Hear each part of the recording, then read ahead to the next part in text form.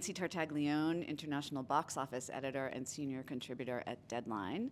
And today I am here at Deadline's Red Sea studio with actor, producer, multi-hyphenate, and Red Sea jury member, Daniel Dae Kim. Daniel, thanks so much for being with us. It's a pleasure. Of course, I left off of that list, Lost, Alumna, Hawaii Five-0, everything else, 100 other thousands, Fire Lord of Ozai, is that it? Right, yes. From Avatar: The Last Airbender. But specifically because we're here, I wanted to ask you about, I know you can't say anything about, deliberations and whatnot, but have you been a jury member before at a festival? I have. This is actually my second time. I was a jury member at the Singapore Film Festival a couple of years ago, and so I know the amount of work it entails and how seriously one needs to take that work. Right. Have you done jury duty in the States? No, I never have. Have you? No. Yeah. Living in Europe, I've been able to avoid that. So. Yeah, no, very good friends of mine have, but knock wood, not yet. Right. Something that a lot of people try to get out of, but I presume when you're asked for a festival, that's not something that you would try to issue. That's just very nice to be asked. Yeah. And how intense so far has it been in terms of seeing the films and, you don't have to tell me anything secret, but just, in terms of kind of the schedule. Yeah, no, we started watching films the day after I arrived, and so, with the time difference, it gets to be a little bit challenging. But the jury that I'm working with is actually really great, and we're getting along really well. So talking about all the films has been easy. We're all very, very open, very opinionated, but also very collaborative. So it's a good combination. That's terrific. How much did you know about this festival before you joined? Not very much, to be honest. Yeah. This is my first time in Saudi Arabia, and so I didn't know much about the festival, but I've been impressed since I've been here. Yeah, it's a fairly diverse kind of lineup of movies that you're seeing. From. Yeah, like living in America and then doing a lot of work in Asia, I'm aware of, all the great filmmakers in that region and of course in America. But, being exposed to great talent from this region is something that's new to me and I'm really enjoying. Have you thought at all about I might like to work there or work with people from there or? Well, the one thing that I've found, in working around the world is that there's so many talented people from every different region, and it would be an honor to work with talented people from anywhere.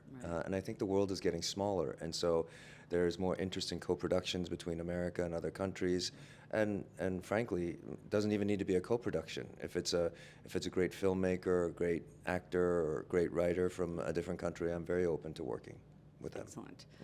And otherwise, I know you've got a series, an Amazon series, Butterfly, coming up. When do we know when that's coming out? It's going to be sometime in 2025. Okay. But to our earlier conversation, it's a co-production. It is an Amazon production produced entirely in Korea. So we shot with an entirely Korean crew. Our cast is half American, half Korean. It's one of the ways that we're making the world a little bit smaller and bridging cultures. Right. Such great stuff out of Korea. Yeah, for sure. Just incredible. And such one of my favorite, because I cover international box office, it's one of my favorite markets because I find the audience very sophisticated. Kind of very great taste in that industry. Local industry is just incredible. For sure, and it rose so quickly. Yeah. I love the fact that Korean cinema is considered among the best in the world. Yeah. I also wanted to talk to you a little bit about theater because you're just recently coming off of Yellowface on Broadway. That's right. Right. How long ago did you wrap your? I wrapped. I closed that show maybe a week before I came to Saudi Arabia. So this is actually my quote-unquote rest period from, from that show. But we did a 3-month run in New York City. Very rewarding. It was difficult in all the best ways. And it's nice now to be an audience member as opposed to be the one performing. Right. But it was very well received also. Are there plans to mount it again somewhere else? There's chatter, but I don't know about anything firm yet. But I'm just happy that it was well received and Right. the houses were full. People seemed to enjoy it, and we had a really good time. Right. Well, that's great. And then, because you come from theater, I do, yeah. I Yeah. started in the theater. I don't know if a lot of people know that. Yeah, kind no, of. I went to drama school in New York and got my master's degree in theater. Right.